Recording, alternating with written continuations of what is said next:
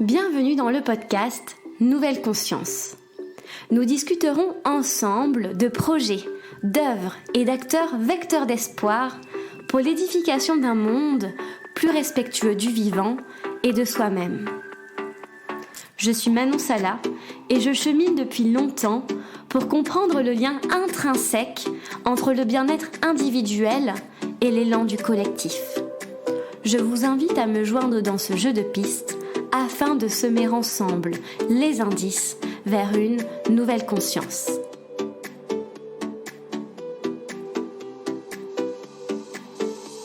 Aujourd'hui, je reçois Philippe Nicolas au micro de Nouvelle Conscience. Philippe Nicolas se définit comme un esprit libre qui repense l'émergence des savoirs et comment insérer une pensée horizontale et complexe à l'école. Enseignant depuis 18 ans en banlieue parisienne, il a su insérer la nature dans sa classe en s'inspirant de la pédagogie de projet. Du tétard dans sa microboîte jusqu'au loup cavalant dans les steppes islandaises, les projets de Philippe n'ont aucune frontière quand il s'agit de faire naître en l'enfant son envie de nature. Dans cet échange, Philippe Nicolas revient sur sa vision de l'enseignement profondément humaniste et sensible. Il nous parle notamment de son projet Cap au Nord, qui a permis à une trentaine d'enfants d'aller rencontrer des scientifiques spécialistes du dérèglement climatique en Islande, puis bientôt au Groenland et en Polynésie. Plus qu'une expédition sur les traces de l'Anthropocène, ces explorations sont surtout l'occasion de laisser émerger la sensation du « je suis » de l'élève en le laissant incarner sa singularité propre. Je vous souhaite une très bonne écoute. Bonjour Philippe. Bonjour Manon. Comment vas-tu en ce mercredi matin ? Eh bien, je vais plutôt bien. Petite balade du matin avec notre louve Opale en forêt, sous la pluie. Donc voilà, de retour avec tout plein d'énergie. Avec ta louve, tu as, j'imagine que c'est un chien ou un loup ? Non, c'est une louve qui a 3 ans, qui se prénomme Opale. Ok, et comment tu as rencontré Opale ? Ah, ben ça a été une proposition que nous a faite la vie, et on a répondu par un oui. C'est pas un oui facile, mais aujourd'hui, elle nous apporte beaucoup de choses, notamment beaucoup de liberté, beaucoup d'altérité. Hein. C'est pas du tout un animal qu'on peut domestiquer, qui s'apprivoise pas et qui choisit de vivre dans une meute, en l'occurrence la nôtre, et ça se passe plutôt bien. Ah, c'est magnifique. Non, c'était pas du tout prévu que je te pose des questions sur la louve, mais j'avoue que je suis complètement, vraiment émerveillée de voir que cet animal sauvage vous a choisi.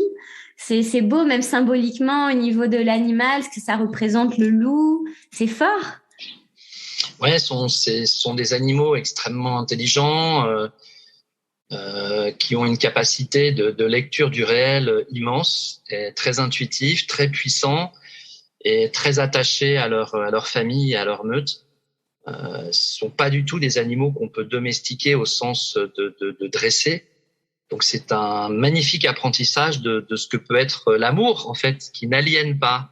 Oui. Donc, c'est une belle école, ça n'a pas été facile, hein, et il faut rester quand même vigilant. Hein. Ce sont des animaux primitifs, oui. Des animaux imprévisibles aussi, mais très attachés à leur famille. Oh là là, c'est magnifique, d'accord.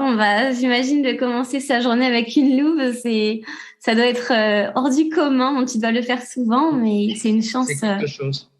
Ah ben, vivre avec une louve, oui, c'est quelque chose. Ça pourrait mériter peut-être un podcast, ou ça pourrait mériter un livre, c'est vrai. Ah, mais totalement. Ah oui, totalement. Ça peut être un beau projet d'écriture que je soutiens à 200%.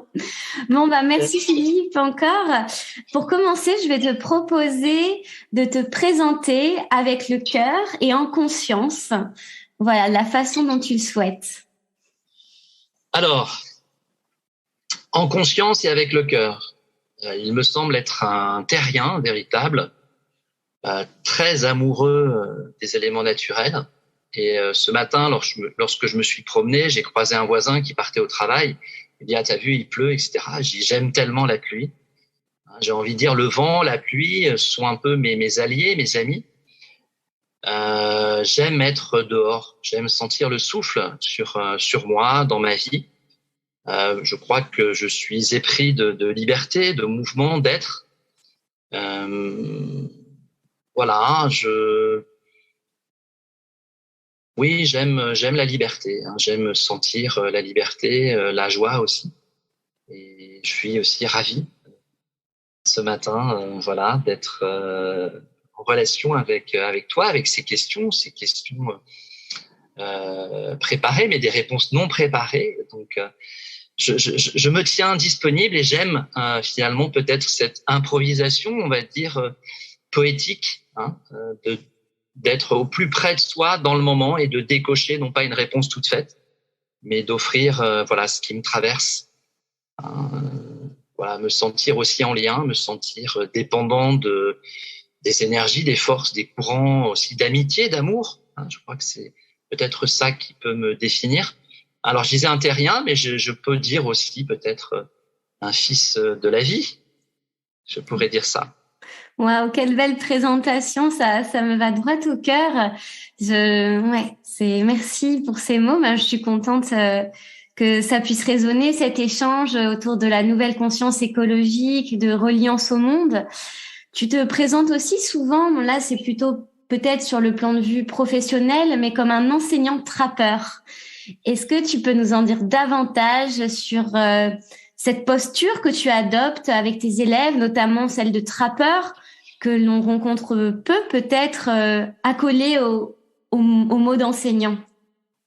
Oui, enseignant-trappeur, c'est dans la dynamique de l'écriture d'un ouvrage et il ne s'agissait pas de trouver un titre accrocheur. Essayer, comme tu m'y invites ce matin, à être dans une définition un petit peu de l'être que je suis ici et maintenant. Et pour moi, être trappeur, c'est être en relation avec le monde, prélever juste les besoins nécessaires et veiller à être un peu comme un gardien anonyme, une sentinelle qui s'émerveille, qui contemple. Et l'enseignant, c'est celui qui transmet et peut-être transmettre une qualité de lien avec le vivant, cette qualité de reliance que tu évoquais tout à l'heure. Je suis le témoin qu'elle échappe à beaucoup d'entre nous et que c'est un véritable problème. On ne peut pas penser un modèle éducatif ou un avenir sur la Terre dans des dynamiques hors sol ou dans des sociétés hors sol. Je crois que enseignant trappeur, c'est peut-être affirmer cet axe de reconnexion avec le vivant et d'offrir des expériences essentielles ou primordiales avec les enfants, de découvrir qu'on peut se connecter. Je me viens à l'esprit ce jeune Adrien, il y a quelques années dans ma classe, qui est sorti finalement d'une forme de mutisme intérieur dans une relation entre lui et un phasme. Et je me souviens très bien, le phasme était sur le bout de son doigt et s'élaborait tout doucement, miraculeusement, une relation entre lui et le phasme. Je crois qu'on est tous des êtres de relation et nos enfants sont des maîtres en matière de connexion avec un morceau de bois, une pierre, un oiseau, un bruit, un imaginaire. Et c'est à nous peut-être de ne pas perdre ce fil. Et puis aussi, je crois, dans cette dimension d'enseignant-trappeur, il y a ce maître mot de cohabitation. Je crois qu'aujourd'hui, il est essentiel d'apprendre, de réapprendre à cohabiter avec toutes les formes de vie. Et je crois que ça, c'est un essentiel. Voilà. D'accord. Tout à l'heure, tu parlais de liberté, que pour toi, c'était une notion fondamentale. Est-ce que tu arrives à insérer cette liberté dans ton enseignement, justement? Alors, c'est une très bonne question parce qu'on peut avoir des enseignements qui aliènent, qui enferment, qui isolent, ou alors des enseignements leurrants, qui leurrent, c'est-à-dire qui nous font rentrer dans l'illusion. Pour moi, la plus grande illusion, c'est choisir d'être le meilleur ou d'être la meilleure. Ça, c'est pour moi en éducation une illusion immense avec des conséquences graves, celle un jour de se rendre compte qu'on s'est trompé. Ça, c'est vraiment, je crois, vraiment très, très important. la connexion, en fait, avec le vivant ouvre à nécessairement une liberté d'action. Les savoirs qui sont prodigués au sein de l'école, eh bien, soit, je le disais, ils nous enferment, ils nous replient, ou alors ils nous conduisent sur un chemin de comparaison, d'élitisme, ou toujours d'être le plus performant. Ou alors, et c'est ce que j'essaye de défendre, les savoirs sont là pour nous libérer, pour nous apprendre sur nous-mêmes, pour nous apprendre sur les autres, pour nous apprendre sur le monde. Je crois vraiment en cette école qui transmet des savoirs qui libèrent, des savoirs qui connectent, des savoirs qui, de fait, émancipent et finissent par accomplir sur un chemin d'école. Je me rappelle très bien ce petit garçon à Villeneuve-la-Garenne qui, à la rencontre avec un ami naturaliste, lui dit comme ça, de façon très effrontée, « Ouais, t'as déjà vu un loup, toi ?» Et François Cailleul, il s'agissait de cet ami naturaliste, nomade, écrivain, magnifique. Il me dit, ah oui, il dit, ah non, il se reprend, il dit, non, j'ai pas vu un loup, mais je vais te raconter. Alors il lui raconte une histoire, il nous raconte une histoire qu'il marchait en montagne avec un ami forestier, et l'ami forestier sur la neige, il dit, tiens, regarde François, qu'est-ce que c'est? Et François dit, bah oui, c'est une empreinte, c'est une trace. Oui, c'est une trace de quoi? Et puis François arrive à dire, je pense que c'est une trace de loup. Il dit, oui, tout à fait. Et donc, il se retourne vers cet élève un peu effronté et il lui dit, tu vois, je l'ai pas vu le loup, mais j'ai vu cette trace. Et le fait d'avoir vu cette trace, pour moi, eh bien, c'est comme si j'avais été en connexion avec le loup. C'est-à-dire que je sais que le loup, il est dans ce massif, il est dans ces montagnes. Je ne l'ai pas vu, mais il se passe quelque chose. Et je crois que le savoir, c'est un petit peu à l'image, c'est un petit peu la métaphore de quelque chose, d'une trace, de quelque chose qui nous plonge dans une réalité mobile, magnifique, et qu'il nous faut sans cesse finalement quêter. Il nous faut aller suivre les traces finalement de ce loup enseignant, de ce loup qui va nous montrer le chemin vers nous-mêmes, le chemin vers les autres, le chemin vers le monde. Mm-hmm. Et oui, moi je défends vraiment le savoir vivant, le savoir vivant, et un savoir cohérent, un savoir qui rentre au service de la vie, et non pas un savoir qui reste extrêmement mental, élitiste et inaccessible. Là, on va dire, ça peut être le savoir de certains génies, mais si le génie n'est pas au service de la vie, alors il est au service de quoi? Mm-hmm. Et on voit, Manon, on entend depuis quelques semaines émerger la gronde, la colère, la réaction très vive de jeunes étudiants qui sortent de grandes écoles, d'ingénieurs et d'autres, et qui disent, mais non, nous, c'est pas possible, on peut pas avoir un diplôme qui dénature la vie. Je crois qu'il est extrêmement important aujourd'hui de dire à nos enfants que la véritable école, c'est celle qui soutient et qui défend la vie. C'est vrai. Et comment justement insérer l'humain dans la nature à l'école quand on voit par exemple que la protection de la nature ne fait pas partie du socle de compétences de l'éducation nationale, ou que même l'environnement, la nature va être abordée sous le prisme de l'environnement, donc ce qui nous environne, et très souvent avec le modèle du développement durable. Et donc ça, c'est pas finalement des étiquettes, des théories que l'on apprend, mais qui vont nous permettre de relier l'homme à la nature. Donc, comment l'école permet cela, cette reliance sensible et horizontale Oui, alors quand tu parles de sensibilité, d'horizontalité, on est effectivement dans ce concept philosophique de droit, de cité à la sensibilité. Quand tu parles d'horizontalité, c'est aussi un mot très fort qui est de recourir aujourd'hui à des relations horizontales plutôt que des relations verticales ou pyramidales. Je crois qu'il faut retrouver dans les relations, dans le savoir, davantage de circularité et d'horizontalité, à savoir qu'il n'y a pas un meilleur que soi. On est tous embarqués dans la même aventure. Et peut-être que le plus grand ou la plus grande, c'est celui qui est au service, c'est celui qui va transmettre justement une qualité de relation, une qualité de sens. Ce concept de sensibilité, ce droit à la sensibilité, c'est un vaste travail qui fait l'objet de soutenance depuis une quinzaine d'années en sciences de l'éducation, en sciences sociales. C'est essayer de faire entendre le droit à la singularité de la personne, du sujet, un sujet qui soit à même de dire « je pense ». Et lorsque on voit la trace, le petit brouillon extraordinaire de Charles Darwin, I think, avec ce petit dessin, cette arborescence, qui a eu des conséquences énormes, et pas simplement en biologie, mais on peut dire Charles Darwin est un des plus grands révolutionnaires au niveau de la pensée parce qu'il s'est autorisé à « je pense ». Je pense qui s'associe à un « je suis ». Et ce « je suis », quand on est capable de dire « je suis », peut-être qu'on est effectivement dans cette connexion que tu demandes. Alors concrètement, au niveau de l'école, eh bien je crois que l'école a besoin véritablement d'enseignants, d'enseignantes qui soient dans un « je suis », qui soient dans un « je pense », qui soient dans un « je suis », et qui favorisent l'émergence du « je suis » et « je pense » auprès de leurs élèves dès le plus jeune âge. Et donc ça va chercher de façon sous-jacente ce concept extrêmement important d'autorité. Est-ce que nos relations, elles sont dépendantes d'une autorité qui nous aliène, qui nous contrôle, qui nous fait penser telle ou telle chose, qui nous fait consommer, par exemple? Ou est-ce qu'on est dans une autorité bienveillante, une autorité qui engendre, une autorité qui suscite, une autorité qui nomme, qui reconnaît la singularité de ce que l'on est, notre potentiel, nos talents?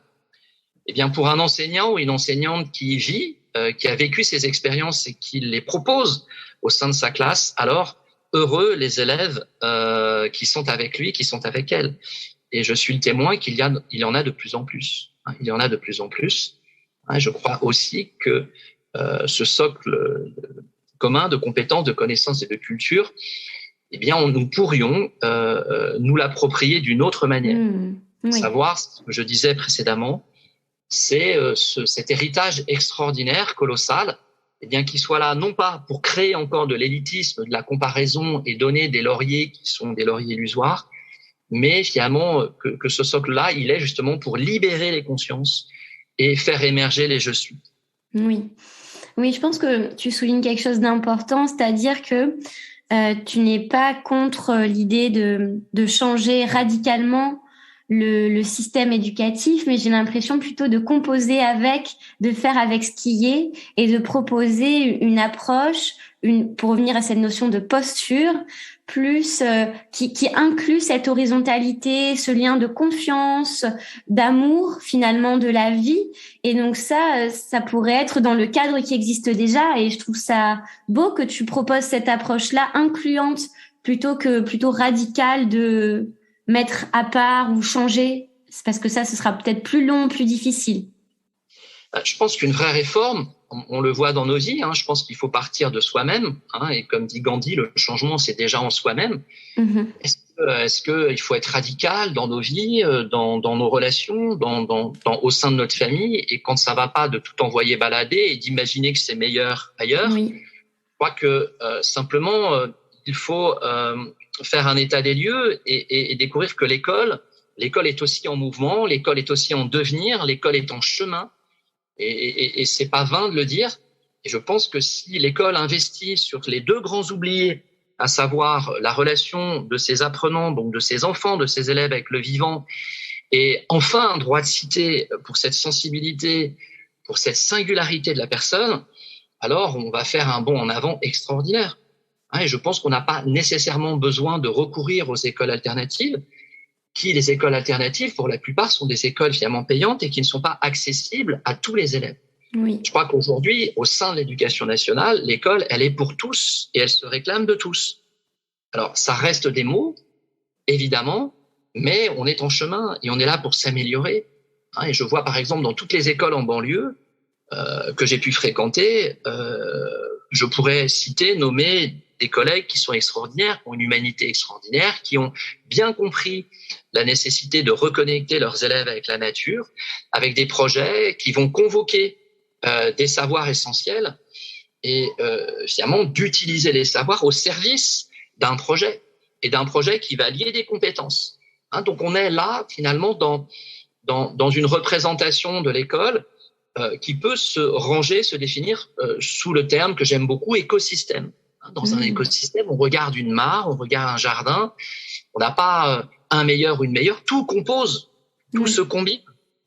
Il y a une espèce de sagesse de faire avec les autres, et de voir, par exemple, il y a une avancée extraordinaire. J'en parlais avec Guillaume Lecointre il y a quelques semaines, qui me disait il y a une grande réforme aujourd'hui au niveau sciences et vie de la Terre sur cette question finalement des chaînes alimentaires entre les proies et les prédateurs.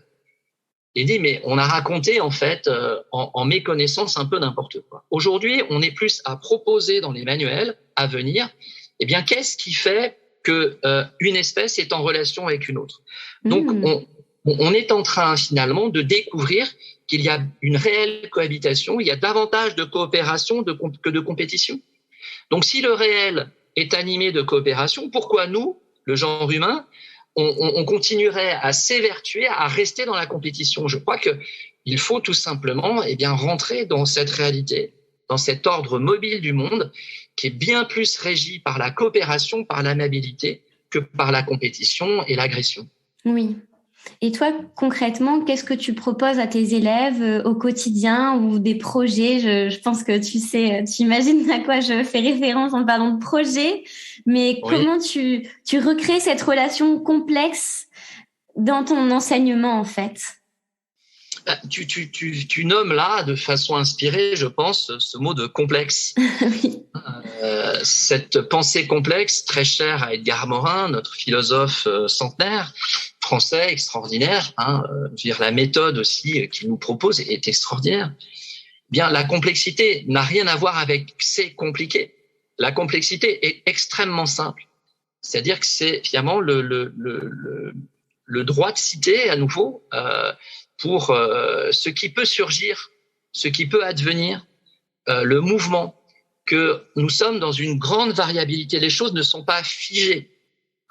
Et je crois que ça, c'est extrêmement important dans nos vies, de voir que tout est en mouvement et que peut-être on a pu s'égarer, se tromper, et qu'on a pu s'égarer fortement, mais que de retrouver le chemin, c'est de se dire, oui, c'était pas ça, donc ok, j'ai compris, un enseignement, je vais pouvoir m'orienter. Alors, de façon concrète, parce qu'on pourrait se ranger, se cacher derrière des belles paroles, des beaux discours, mais je crois que les actes, en fait, sont finalement la valeur d'un homme, d'une femme dans son histoire, dans sa trajectoire.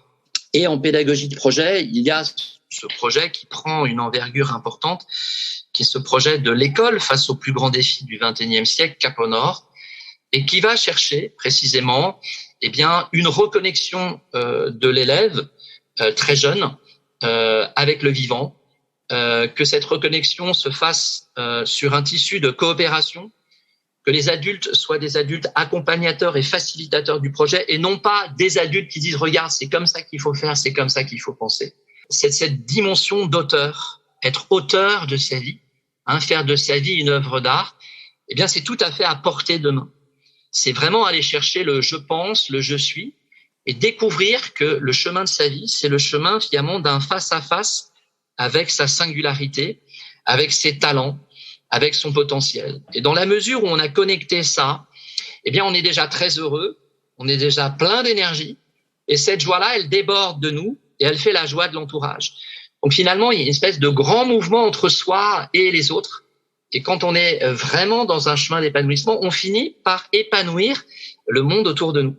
Alors Cap au Nord, parce que tu me tends la perche, là. Ah oui, là, elle est là, devant. Elle est là, je la prends. Une aventure qui nous dépasse, comme dit le philosophe français Michel Lebris. Nous sommes plus grands que nous. Je fais le constat qu'en Cap au Nord, nous sommes plus grands que nous. À savoir qu'il y a vraiment cette énergie, comme cette vague bleue, un peu comme Cap au Nord, qui nous porte, qui nous énergise par-delà les différents territoires, et qui nous porte dans un contexte encore chargé d'anxiété, de troubles, avec beaucoup de dépression aussi, dans une énergie, dans un mouvement, dans des actions où justement il n'y a pas de morosité, pas de tristesse, pas de dépression. Donc tout ça est évidemment très heureux. Alors concrètement, c'est un projet qui s'enracine sur une prise de conscience toute simple. Le constat qu'il se passe quelque chose et que ce quelque chose mérite d'être investigué, d'être enquêté. Mmh. Et cette enquête, elle a été relayée rapidement dans mon réseau de chefs d'établissement, de directeurs, de directrices, d'enseignants, de proches aussi. Et en quelques jours, tout le monde, à 99%, a voulu entrer dans l'aventure.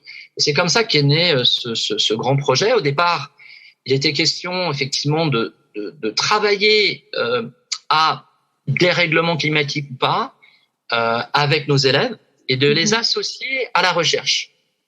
Et puis il y a eu cette parole très forte. Enfin, il y a eu deux paroles. Il y a eu Myriam en CM2 qui lors d'une démarche expérimentale a dit mais maître, comment peut-on empêcher cela? Elle avait pris conscience qu'on allait vers vraiment des gros problèmes. Et puis Maïra, une élève aussi de CM2 qui là aussi, avec beaucoup d'audace, interpelle un des chercheurs présents en classe et lui dit « Mais où est-ce qu'il faut qu'on aille pour comprendre le dérèglement climatique ?» Et là, c'est là que toutes les choses ont vraiment commencé avec cette idée un peu extraordinaire à la Jules Verne, eh bien de monter une expédition pour les jeunes, avec les jeunes, pour que nos jeunes soient des ambassadeurs et qu'ils préviennent et qu'ils enseignent aussi les autres jeunes. D'où la destination du coup de l'Islande, du Nord, donc cette année du Groenland, non, cette année Islande, l'année prochaine le Groenland, c'est bien ça? Voilà, c'est ça. Et la Polynésie en 2023-2024. Alors pourquoi ces destinations? Ce sont des destinations très fortes où les jeunes pressentent qu'ils peuvent expérimenter, non pas par un média ni par un livre, les effets du dérèglement climatique et d'en relayer dans leur réseau des preuves, en fait, des témoignages vivants. Mais c'est pas simplement entre guillemets alarmer, c'est aussi, il faut le pressentir, un modèle un petit peu sociétal. C'est peut-être recourir à une vie plus simple, plus sobre, vraiment basée sur les échanges, sur entre guillemets symboliquement le troc. Hein, et puis vraiment choisir des actions simples, sobres, et puis investir vraiment sur cette anthropologie dont tu parlais tout à l'heure, bien qu'on n'ait pas nommé ce terme d'anthropologie. C'est vraiment redécouvrir pleinement qu'est-ce que c'est qu'être un être humain aujourd'hui en 2022, après 2023, 2024, et quelle est peut-être en conscience notre responsabilité à l'égard du vivant. Je suis le témoin, enseignant depuis 18 ans aujourd'hui. Je n'ai quasiment rencontré aucun jeune qui ne soit pas touché par la vie, qui ne soit pas touché, qui ne soit pas ému par un représentant de la faune dans la classe. Me vient à l'esprit cette petite anecdote. J'avais un CM2 à Villeneuve-la-Garenne assez dur. Et sur le temps des vacances, j'aime bien leur donner un dossier fil rouge. Et j'étais en forêt, je m'approche près d'un étang en forêt, et je dis mais qu'est-ce que je vais pouvoir leur donner pendant les vacances? Certains sont tellement durs, tellement agités. Et puis là, je vois au niveau de l'étang un essaim de têtards. J'avais une bouteille, et je dis tiens, je vais leur confier 2-3 têtards chacun. Ils vont observer la métamorphose du têtard en grenouille, ils vont faire des dessins, ils vont tenir un carnet de bord. Et donc je me lance dans cette aventure. Donc, je collecte à peu près 60 têtards, j'en prends soin. L'avant-veille du départ en vacances, je leur avais demandé une petite boîte à couvercle. Je leur explique, je leur donne la feuille de route. Et là, j'ai vu le jour même, au moment où j'ai transmis les têtards, des choses assez incroyables. Notamment les plus agités n'étaient plus agités. Enfin, on leur confiait quelque chose de la vie. Enfin, on prenait au sérieux, qui puisse prendre soin de la vie. Je me rappelle notamment de ce garçon qui était placé en foyer, qui était très dur et très turbulent, et il marchait à pas de loup avec son petit bocal. Et 15 jours plus tard, j'ai reçu des témoignages à la fois de parents, mais des traces écrites, des dessins. C'était incroyable. Comme quoi, ne nous soustrayons pas finalement de l'invitation que nous fait la vie. Et tous ces représentants de la faune, de la flore ont ce pouvoir de créer du lien, de créer cette reliance que tu évoquais et de nous inscrire en fait dans la dynamique de la vie. Se désinscrire de la dynamique de la vie, c'est participer de la 6e extinction d'une certaine manière. Donc on a besoin de retrouver, de renouer avec le vivant. Et l'exemple là qui me vient, emprunté à il y a déjà quelques années, nous montre que tout est possible et que ça ne coûte rien. C'est ça qui est extraordinaire. Les grandes réformes, il nous faut beaucoup d'argent, mais non. La reconnexion avec le vivant, c'est quelque chose d'extrêmement simple. Oui. Le pouvoir d'enchantement que va susciter ces 3 têtards en matière d'émerveillement pour un jeune qui va se retrouver au 15e étage de sa barre d'immeuble, et on se dit, il se passe quelque chose entre lui et les têtards, mais il se passe aussi quelque chose entre lui et un arbrisseau ou un bulbe d'amaryllis qui va finalement fleurir comme ça d'un jour où il va offrir des pétales extraordinaires. Ça peut aussi émerveiller toute la famille. Oui, voilà, ça profite finalement à l'enfant et à tout son écosystème. On revient à cette notion d'écosystème dont tu parlais tout à l'heure. Et toi, quel changement tu as vu chez tes élèves entre l'avant, pendant et après le projet Cap au Nord? Comment ça les a touchés de façon peut-être profonde? Est-ce que tu as eu quels sont leurs retours? On le voit, moi j'ai eu la chance, tu m'as envoyé le film Cap Fantastique. Donc on voit que les enfants sont complètement transformés et dans des conditions de vie qui sortent en fait de leurs habitudes, puisqu'ils sont en tente, ils sont vraiment au milieu des montagnes, dans un territoire qu'ils ne connaissent pas. Donc comment ils vivent en fait ce retour à leur propre nature et à la nature de façon globale? Alors là, tu poses, j'allais dire, une question qui pourrait faire l'objet d'une thèse. Donc, ce qu'on observe, en fait, dans une qualité de bienveillance, vivre ensemble sous l'égide de la coopération, dans la beauté, dans la joie, dans le chant, dans la découverte. L'esprit scientifique, c'est être à même de comprendre ce qu'il y a derrière les choses. C'est une quête de vérité. Eh bien, quand on additionne tout ça, il est évident que les bienfaits, ils sont immenses. Ils sont immenses sur la connaissance de soi, des autres et du monde. Et est-ce que le chemin du bonheur, de la réalisation, n'est pas ce chemin à emprunter de la connaissance de soi?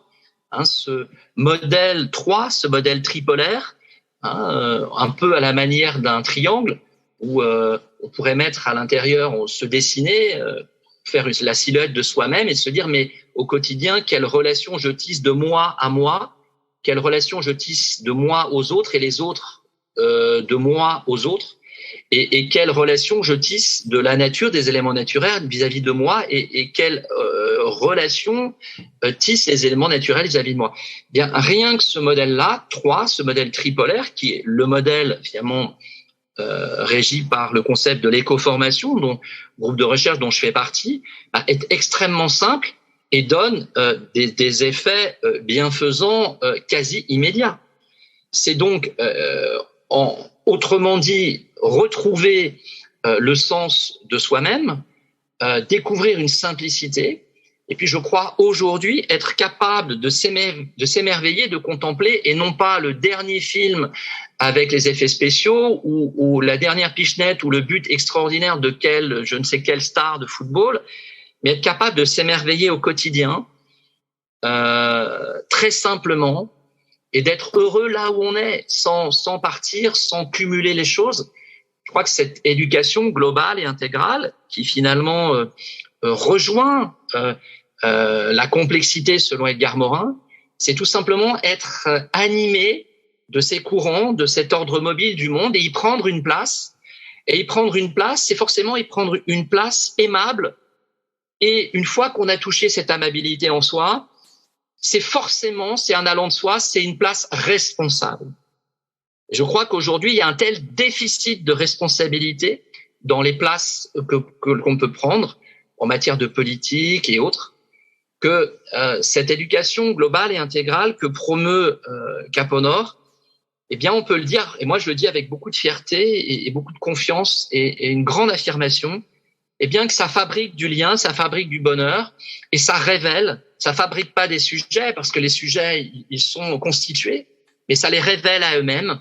Oui. Et ça révèle des sacrés petits bonshommes, des sacrées petites bonnes femmes, et qui sont très jeunes, qui ont entre 11 et 14 ans. Apprendre à gérer 5 jours de pluie sans discontinuer sous la tente et rester tout de même heureux, se réjouir d'une eau fraîche, se réjouir d'un carré de chocolat, et pas simplement de 15 tablettes de chocolat. Oui. Je pense que cette simplicité-là, elle est très lumineuse parce que on se rend compte que la vie est un cadeau et que les moindres choses finalement dans son chemin participent normalement de cet enchantement. Et puis, je crois qu'il est important de permettre à nos jeunes d'être des vrais acteurs et des vrais auteurs du savoir. Et je pense que ça, c'est aussi un point très important, ne pas attendre la sortie de ces études pour enfin vivre des choses, enfin être pris en considération. Je crois qu'aujourd'hui, il est grand temps dans ce nouveau paradigme d'écouter ce que la Terre a à nous dire, ce qu'elle nous dit, et ce que nos enfants réclament pour l'avenir. C'est capital, parce que on voit très bien, et tu l'as décrit tout à l'heure, nos sociétés, on perd l'enchantement, on perd cet état d'enfance qui est propre finalement à la joie qu'on pouvait avoir. Pourquoi ? Pour être dans l'accumulation, pour être dans le paraître, pour être dans l'avoir. Je crois qu'il est vraiment important. Nos enfants, quelque part, sont nos maîtres, et il s'agit de les réécouter. On a, il y a quelques années, il n'y a pas tellement longtemps, l'émergence d'une Greta Thunberg. En France, c'est Camille Etienne, très jeune, qui a pas 25 ans, je crois, qui sort de Sciences Po, qui finalement ont su prendre aussi les devants et être vraiment en appui avec leur réactivité, avec leurs paroles, et une parole animée parfois de saine colère. On ne peut pas continuer comme ça. Au regard et en conscience de vers quoi on va, je pense qu'il est essentiel d'être très honnête et puis de recourir à une éducation globale et intégrale. Je le répète, celle d'une éducation qui va renouer avec le vivant, qui va donc dégager de l'humilité, de la simplicité, de la sobriété. Et puis, cet axe extrêmement important, on pourrait nommer la vie intérieure de chaque élève, de prendre en considération la perception, la singularité de chacun de nos enfants. Oui. Philippe, comment vous rejoindre dans cette expédition, dans ce cheminement? Il y a de plus en plus d'écoles qui se joignent à vous. Vous étiez au départ une dizaine, je ne sais pas combien vous êtes aujourd'hui, de territoires notamment. Comment justement vous se reliez à cette co-construction de ce projet et de cette transmission, en fait, cette co-construction avec les élèves, avec les autres territoires? C'est un peu, Manon, permettez-moi la métaphore, c'est un peu comme une graine qui vient à tomber dans une terre arable. Il a plu, un peu comme aujourd'hui, il y a un peu de soleil, et voilà que cette graine, elle germe, elle pousse. Bien, je crois qu'il faut voir Cap au Nord exactement à la lumière de cette métaphore. Ça a démarré tout petit, et voilà que l'arbre grandit, l'arbre a commencé à façonner des branches, des feuilles, et on commence à avoir les prémices des premiers fruits là pour cet été. Et c'est un arbre qui est voué finalement à grandir, et à apporter de l'ombre, à apporter aussi de la joie. Il y a un très très beau film en ce moment sur les écrans qui s'appelle Le Chêne, qui donne à voir autour d'un chêne. Il y a une vie incroyable qui se maille. Je crois que c'est vraiment ça, Cap au Nord. Il se maille autour de Cap au Nord une vie. Et on en parlait hier avec la secrétaire. Il y a comme un processus finalement qui nous fait davantage être vivants, davantage être aimants. Donc nous, en matière de communication, on n'est pas dans une communication immense, mais on est sollicité. Là, je vois une enseignante qui travaille au Congo, en Afrique, aimerait participer au projet. D'accord. J'étais au téléphone avec une mère d'une jeune qui vit en Espagne, à Madrid, qui aimerait faire partie de l'aventure. Wow. Sans communication, c'est-à-dire qu'aujourd'hui, on peut dire une espèce d'écho un peu international. Et on se dit, mais ça va aller jusqu'où? Waouh, c'est génial. Ouais. Alors, si on venait à avoir une réponse de la Lune ou de Mars, je tiens à dire que nous n'irons pas sur Mars. Okay. C'est antinomique de la pédagogie de Cap au Nord. Nous, on défend la vie sur la planète Terre. Oui, sur Terre.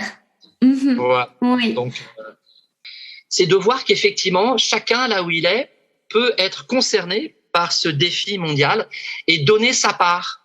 Et donner sa part, ça va chercher l'histoire donnée et transmise par Pierre Rabhi sur la part du colibri. Je fais ma part. Et je crois qu'aujourd'hui, pour s'en sortir, eh bien, chacun peut donner sa part, donner sa dimension. Il ne s'agit pas de faire tous la même chose, mais on a on a des exploitants et des vignobles en Champagne au niveau de Grand Ins qui ont offert une dizaine de bouteilles de champagne. D'accord. Ah oui, tout le monde participe à sa façon. Ouais, tout le monde. Il y a quand même des gens qui participent et qui nous donnent ce qu'ils peuvent. Bien sûr. Nous donner. Là, pendant notre entretien très très sympathique, j'ai eu un message qui arrive comme ça sur la messagerie de quelqu'un qui veut faire un don. D'accord.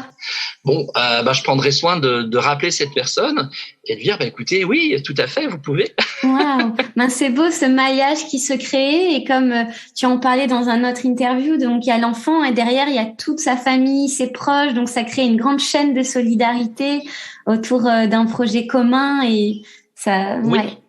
Et je crois que ce que tu évoques là, c'est tout à fait ça. C'est qu'il faut voir effectivement sur ces 17 jeunes, on va partir avec 17 jeunes cette année, eh bien, il faut avoir en préfiguration que derrière le jeune, il y a peut-être 50, 60, 200, 300, 400 personnes. Oui.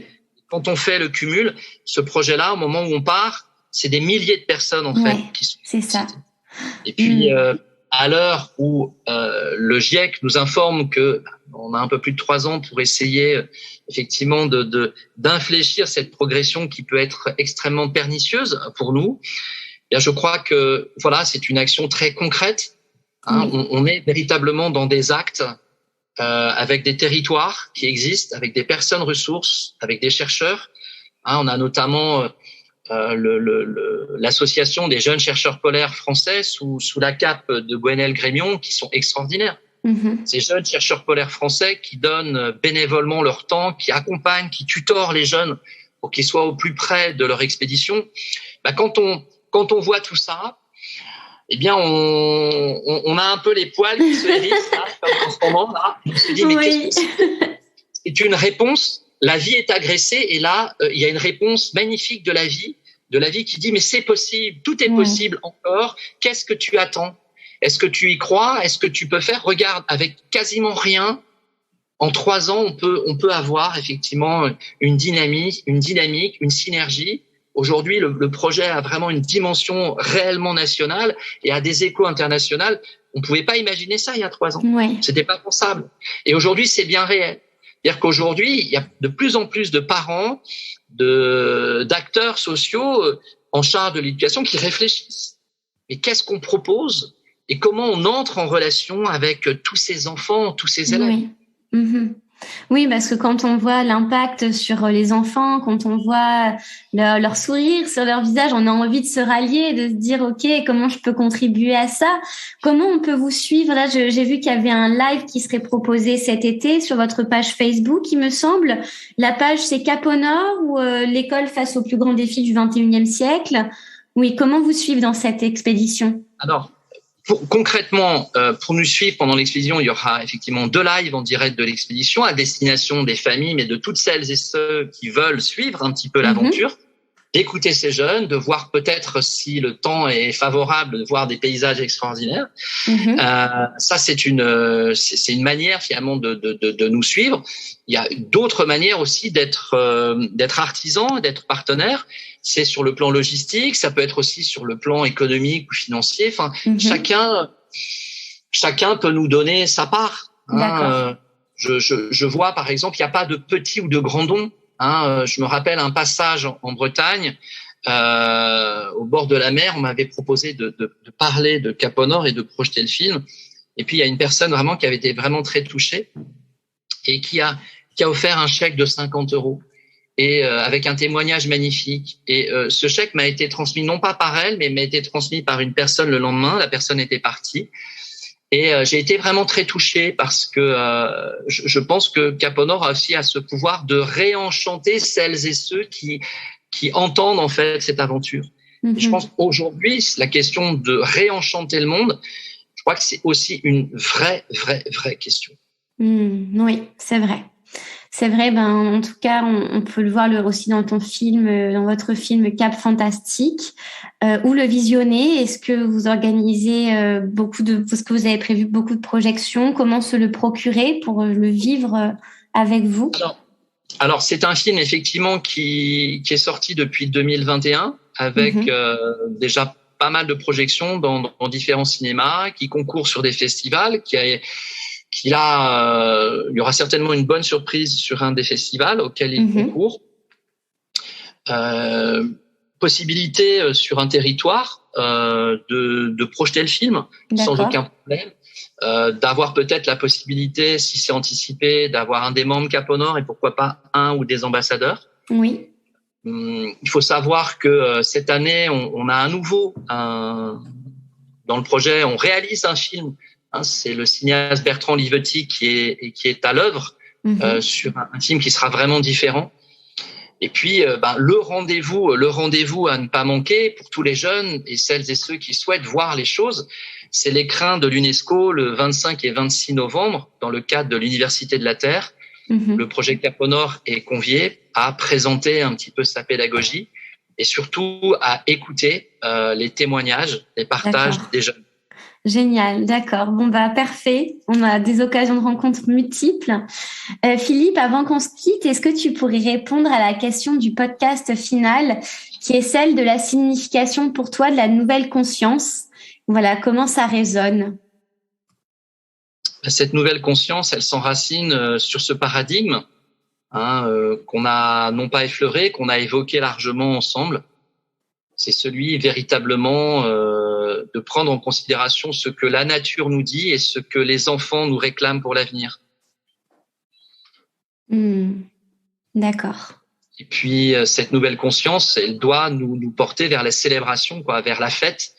Et pas une fête où il y a de l'alcool, entre guillemets, mais une fête simplement la joie d'être ensemble, la joie de cohabiter ensemble. Ce mot a été cité dans cet entretien. Et je crois que cette cohabitation est essentielle. Merci beaucoup.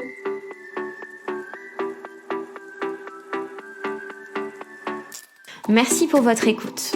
Si ce podcast vous a plu, vous pouvez le soutenir en lui laissant 5 étoiles ainsi qu'un commentaire sur les différentes plateformes de téléchargement.